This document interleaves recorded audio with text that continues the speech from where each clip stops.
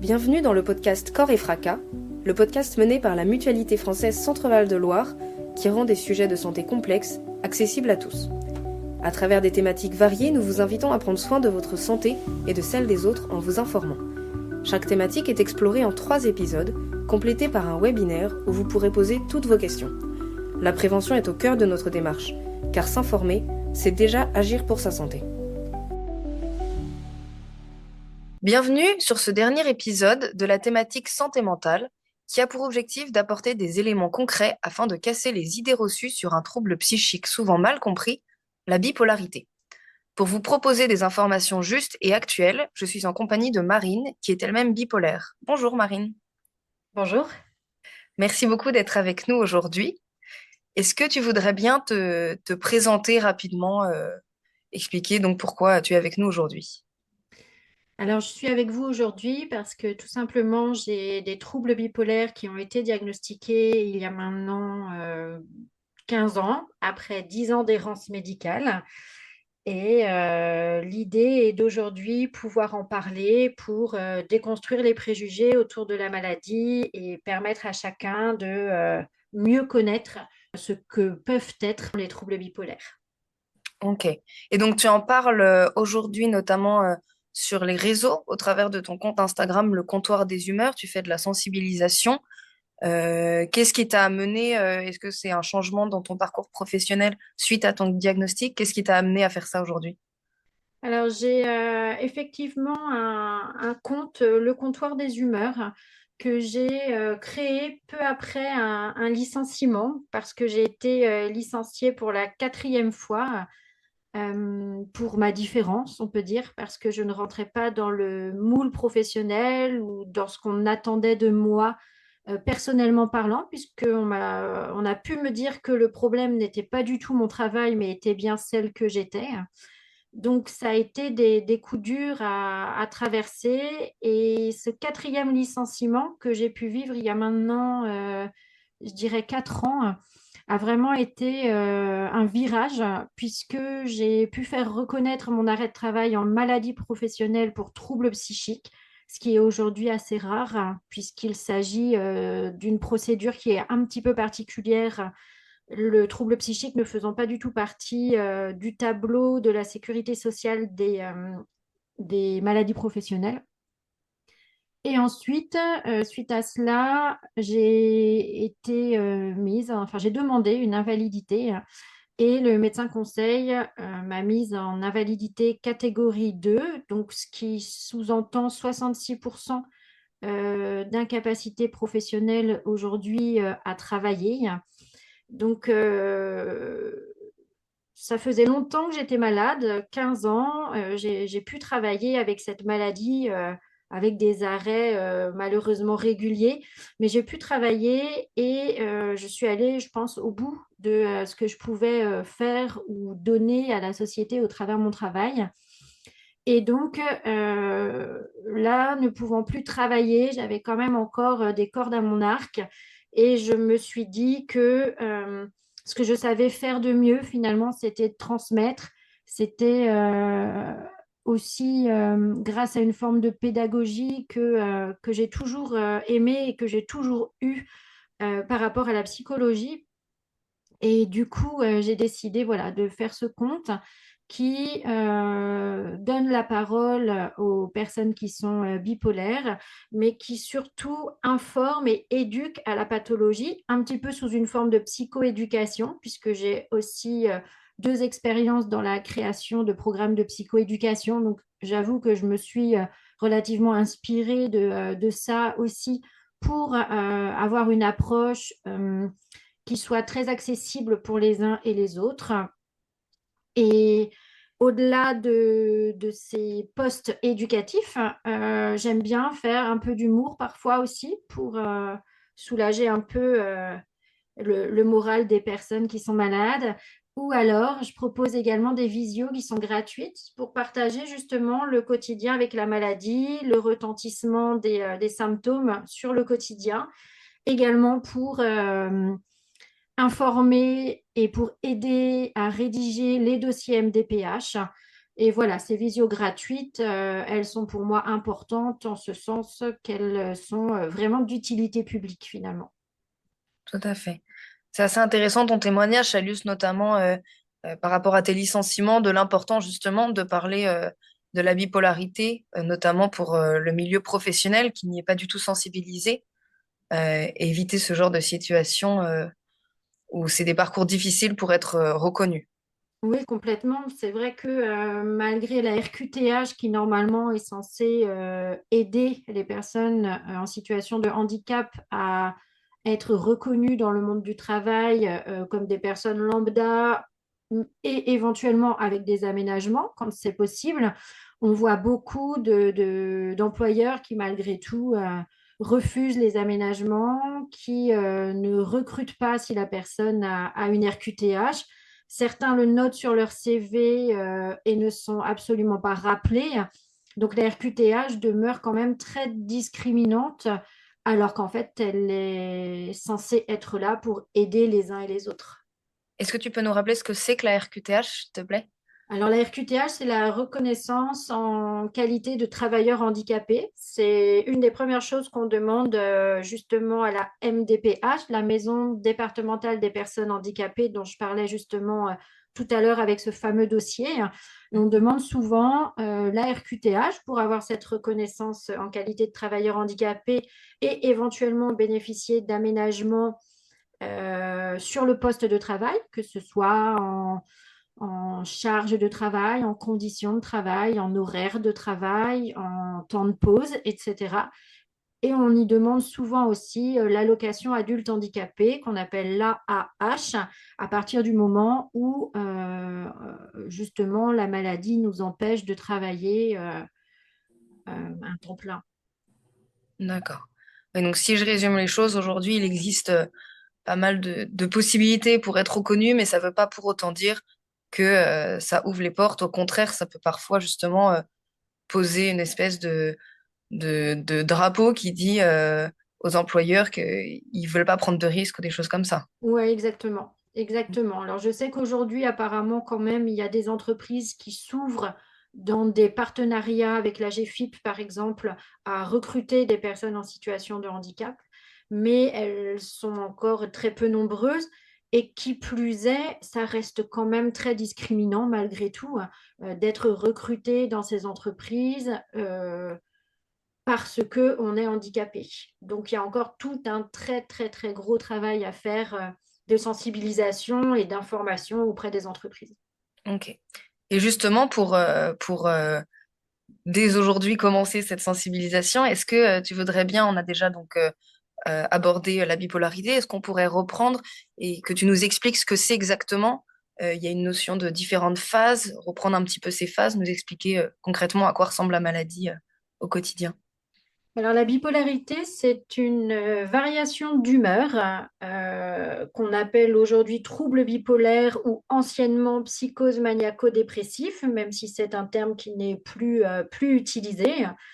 Donc, on retrouve dans les différentes phases la dépression déjà, qui est une phase où l'envie n'est plus là, la vitalité est perdue, il n'y a plus de motivation, il peut y avoir une hypersomnie, puisque la personne dort beaucoup, ou alors des insomnies face aux ruminations que peut engendrer la dépression, c'est-à-dire des angoisses, des idées noires, des idées également suicidaires.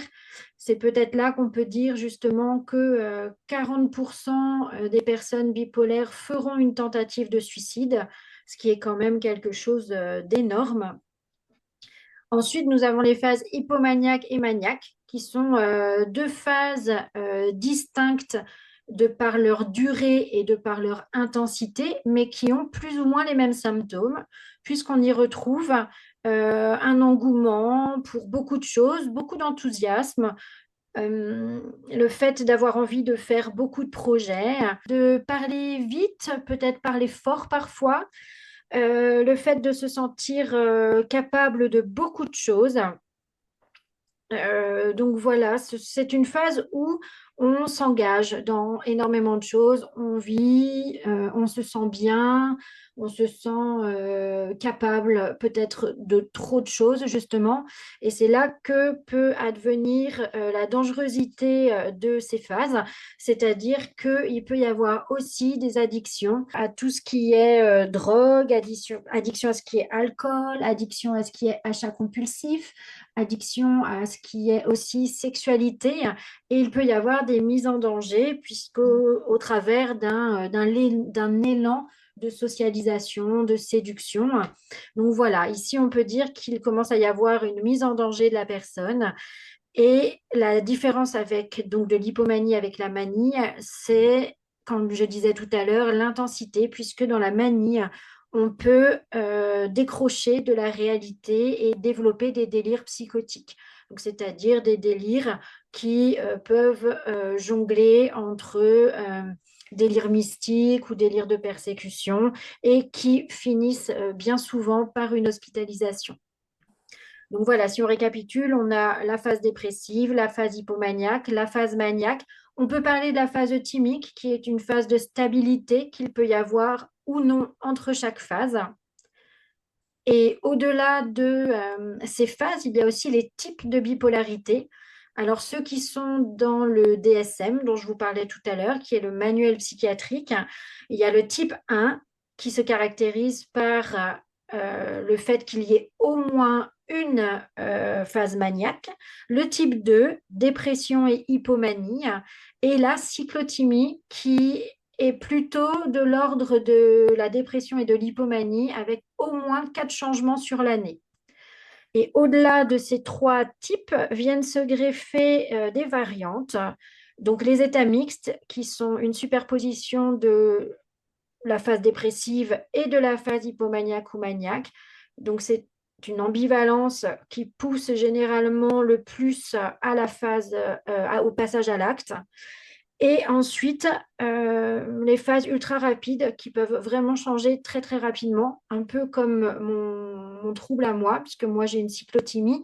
Et pour le coup, je peux changer d'humeur du jour au lendemain, de la semaine à l'autre, du mois à l'autre. C'est toujours très variable et très imprévisible. Et du coup, ça ne permet pas de projeter des choses, ça ne permet pas d'organiser des choses, puisqu'au dernier moment, quand je me lève le matin, par exemple, je ne sais pas si je vais être de bonne humeur, entre guillemets, ou vraiment mal. Et alors, tu dis d'un jour à l'autre, dans ce cas-là, où se place la nuance finalement entre, pour identifier comment est-ce que tu as découvert que tu étais bipolaire et que c'était pas juste des changements d'humeur normales? Est-ce que par exemple, on parle parfois d'un côté héréditaire dans cette maladie? Alors effectivement, il peut y avoir un côté héréditaire, ce n'est pas toujours le cas, mais c'est vrai que les personnes qui ont des troubles psychiques sont plus amenées à avoir des enfants qui en ont aussi, que ce soit les mêmes troubles ou pas. On peut avoir un parent dépressif qui va avoir des enfants bipolaires, on peut avoir des parents bipolaires qui vont avoir un enfant schizophrène. En tout cas, il y a un terrain qui ne demande qu'à exister. Et bien souvent, ça se déclenche via un choc émotionnel. Voilà, on a un choc émotionnel et on commence à avoir des troubles qu'on distingue justement des simples changements d'humeur parce qu'il y a des impacts sur le quotidien qui nous empêchent de faire notre vie de manière ordinaire. C'est-à-dire qu'on va avoir vraiment des difficultés parfois à sortir, à socialiser, ou alors ça va être trop de socialisation justement, ou pas assez. On va avoir du mal à être constant. C'est vraiment ça la difficulté de la bipolarité, c'est qu'on n'a absolument aucune constance dans les phases dépressives, hypomaniaques, maniaques, ou alors on peut avoir quand même des phases de répit qu'on appelle l'euthymie. L'euthymie, c'est quand l'humeur est égale. Et ça peut arriver quand même de manière courte, de manière plus ou moins longue. Et ce sont des vrais moments de soulagement, puisque là, on se rend compte de ce que peut être une vie ordinaire, mais c'est aussi des moments de très grande angoisse, puisqu'on se demande quand va arriver la prochaine phase, en fait. Ok. Alors donc tout ce que tu décris, le fait de ne pas être constant, c'est lorsqu'il n'y a pas de traitement. Mais aujourd'hui, je crois qu'il existe donc des traitements. Une fois que le diagnostic est posé, on peut vivre normalement avec cette maladie. Alors effectivement, on a des traitements à partir du moment où le diagnostic est posé. Donc c'est pour ça que très souvent, on conseille d'aller consulter un psychologue et bien souvent un psychiatre, parce qu'il faut savoir que seul un médecin est à même de poser un diagnostic. Donc en l'occurrence, dans la psychiatrie, ben, c'est vrai que c'est le psychiatre. Euh, et donc, on a des traitements, on a à la fois des antidépresseurs, des régulateurs de l'humeur, il peut y avoir des anxiolytiques, il peut y avoir des antipsychotiques. Donc, il y a différentes choses qui permettent de réguler un trouble bipolaire. Mais ce qu'il faut savoir, c'est que quand on est bipolaire, on ne soigne pas une bipolarité, on apprend à vivre avec. C'est-à-dire qu'une bipolarité ne s'efface pas d'une vie, hein, comme un rhume qu'on a et qu'on n'a plus grâce aux médicaments. Là, on apprend à vivre avec les médicaments qui permettent en fait de baisser l'intensité des phases, baisser la fréquence des phases, mais on en a quand même encore quelques-unes, quelques oscillations dans nos vies avec des symptômes qui sont toujours présents. Moi, je sais que sur ma communauté, des personnes que j'ai pu avoir en visio, par exemple, j'ai dû faire entre 300 et 400 visios. Il n'y avait qu'une seule personne qui me disait être stable. D'accord. Sinon, c'est vrai que ça reste quelque chose qui est très difficilement atteignable puisqu'il faut absolument savoir jouer sur les molécules, les posologies, les interactions des uns avec les autres. Et c'est vraiment un travail de longue haleine pour les psychiatres. Et donc là, tu parles beaucoup de traitements médicamenteux. Est-ce qu'il y a également une routine peut-être à mettre en place, quelque chose au quotidien dans la vie? Alors effectivement, il y a des choses qui sont importantes en plus de l'accompagnement par un psychologue, un psychiatre et les médicaments, qui sont déjà deux choses fondamentales pour soigner la bipolarité. On peut aussi ajouter l'hygiène de vie, c'est-à-dire que le sommeil, par exemple, est un vrai pilier de la stabilité, c'est-à-dire que plus on dort correctement, à des heures identiques d'un jour sur l'autre, plus le corps est stable et mieux il se porte. On peut aussi parler de l'alimentation qui aujourd'hui est au cœur des recherches par rapport aussi à l'atténuation notamment des phases dépressives. Après, on peut tout à fait imaginer donc l'activité physique, ça c'est pour le coup on l'imagine pas parce que c'est quand même prouvé aujourd'hui que c'est très important d'un point de vue moral. Mais ensuite, on peut imaginer justement des activités qui nous plaisent. Donc ça peut être le scrapbooking, ça peut être la photo, ça peut être peindre, dessiner, écrire, enfin tout ce qui permet en tout cas la communication via l'art. Et puis, on peut aussi s'aider de la cohérence cardiaque, de la sophrologie, du yoga, des animaux. Les animaux aussi sont extrêmement importants dans ce qu'ils peuvent apporter. Donc, ça peut être aller se balader dans une ferme pédagogique, ça peut être la médiation animale, ça peut être tout simplement avoir un chien ou un chat. Voilà, il y a quand même beaucoup de choses qui existent en dehors des sciences qui peuvent être aujourd'hui un complément aux médicaments et à l'accompagnement psy. Ah oui, c'est des choses finalement, ça se recoupe pas mal avec ce qu'on va préconiser, en fait même à tout le monde finalement pour avoir un Tout à bon fait. équilibre de vie, une bonne santé mentale. C'est des choses, c'est juste que quand il n'y a pas la maladie derrière, on a tendance à se dire que c'est pas forcément nécessaire, qu'on s'en sortira sans. Donc la maladie vient juste appuyer l'importance de ce genre d'activité Bah, pour... c'est vrai qu'on dit aujourd'hui que le sucre, par exemple, est quelque chose de terrible par rapport à la dépression. Et c'est vrai qu'en fait, si on avait une meilleure éducation à l'hygiène de vie dès tout petit, je pense que on arriverait à grandement atténuer les phases dépressives des uns et des autres, ou tout simplement à diminuer la dépression dans le pays, si c'était vraiment quelque chose de culturel, en fait. Oui, donc décidément, le sucre, c'est à bannir pour tous les aspects. Tout à fait. Ok. Oui, donc c'est bien. Tout ce que tu nous dis finalement appuie notamment l'importance donc d'être diagnostiqué, puisque pour mettre en place des vrais traitements médicamenteux ou non, il va falloir être diagnostiqué et pour cela être ok pour aller rencontrer les professionnels de santé, être au courant de l'existence finalement de cette maladie, puisque j'ai l'impression que souvent la bipolarité, on va en parler un petit peu comme ça, entre amis, en disant j'étais content ce matin, j'étais triste ce soir, je suis bipolaire. Est-ce que tu peux nous expliquer pourquoi ça peut être problématique, justement, ce genre d'amalgame? Alors, ça peut être problématique parce que du coup, ça enlève tout le sérieux de la pathologie en tant que telle, que ce soit pour la bipolarité, que ce soit pour la dépression ou la schizophrénie. On utilise aussi beaucoup oh, je suis border pour dire je suis borderline, alors que c'est aussi un trouble de la personnalité qui est extrêmement douloureux pour celui qui le vit. Donc c'est vrai que il ne faut pas galvauder les mots, hein. Les mots, ils ont un sens, que ce soit dans la psychiatrie ou ailleurs, et s'en servir pour éventuellement énoncer une situation quelconque qui est en fait plus quelque chose de l'ordre d'un sentiment. C'est vrai que voilà, ça diminue l'impact que peuvent avoir les vrais mots finalement. Très bien. Et pour conclure un petit peu tout ce qu'on a dit, est-ce que tu pourrais nous expliquer finalement pour un proche comment soutenir correctement une personne qui serait bipolaire? Je crois que déjà, la meilleure façon de le faire, c'est de se sensibiliser à la maladie et de s'informer sur la maladie.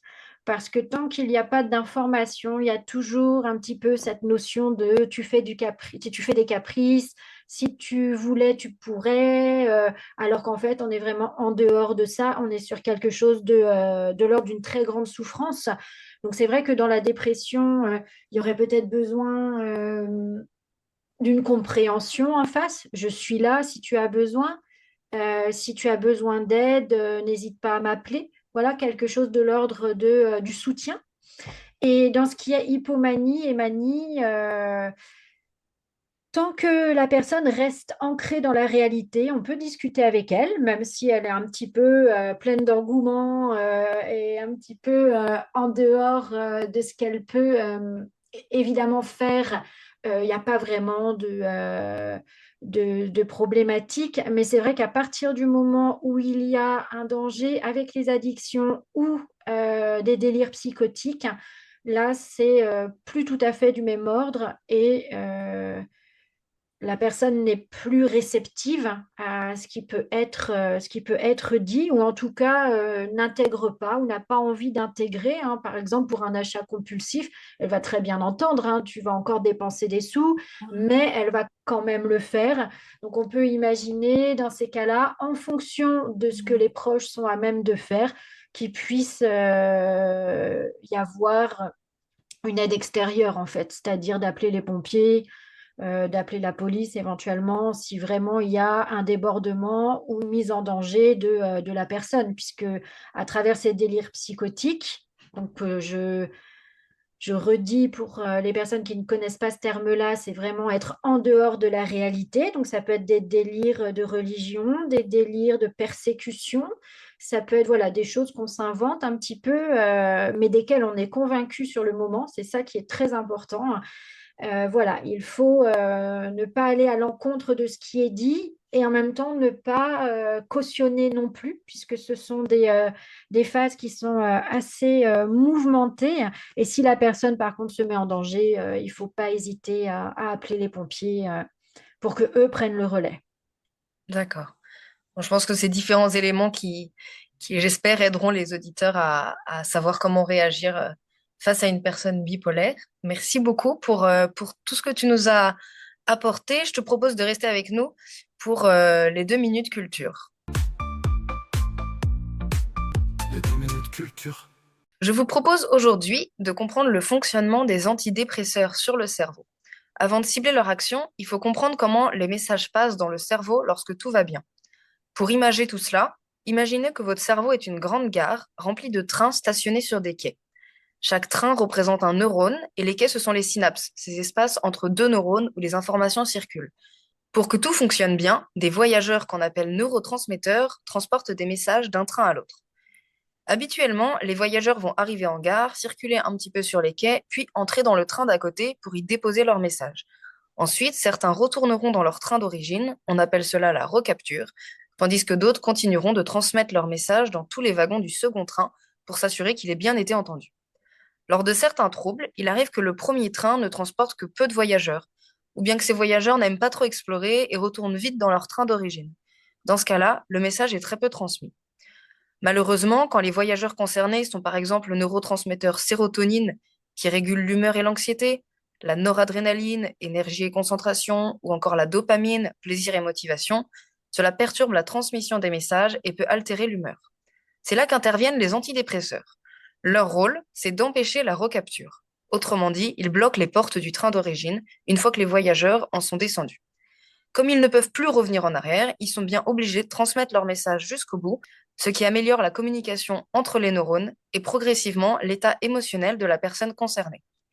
Il existe plusieurs types d'antidépresseurs qui vont agir différemment selon les voyageurs qui ciblent. La fluoxétine, par exemple, qui est couramment utilisée, bloque la recapture de la sérotonine pour renforcer son action sur l'humeur. D'autres antidépresseurs vont cibler la recapture de la sérotonine et de la noradrénaline, ce qui peut aider en cas de fatigue intense et de perte de motivation. D'autres types existent, avec des mécanismes différents, mais tous ont pour objectif d'améliorer la transmission des messages dans cette grande gare qu'est notre cerveau. Je trouve que la métaphore est bien choisie et que effectivement, ça permet de mieux comprendre comment fonctionnent les antidépresseurs qui viennent justement en inhibition de la recapture Des neurotransmetteurs. des neurotransmetteurs. Ben, merci beaucoup en tout cas, Marine, pour tous les éléments que tu nous as apportés. Merci à vous. J'espère que tout ce qui aura été dit pendant cet épisode aura apporté des éléments de réflexion à vous, chers auditeurs. Si vous avez aimé et appris des nouvelles choses, n'oubliez pas de vous abonner pour suivre nos prochains épisodes et à suivre également le compte Instagram de Marine, le comptoir des humeurs. N'hésitez pas à nous envoyer vos questions à l'adresse email contact@murek.fr que vous retrouverez dans la description ou sur nos réseaux sociaux Facebook, LinkedIn et Blue Sky. Nous y répondrons lors du webinaire avec une psychologue le 24 avril prochain. Vous pouvez dès maintenant vous inscrire. Vous retrouverez le lien d'inscription dans la description ou sur le site web de la Mutualité française Centre-Val de Loire. Merci, à bientôt!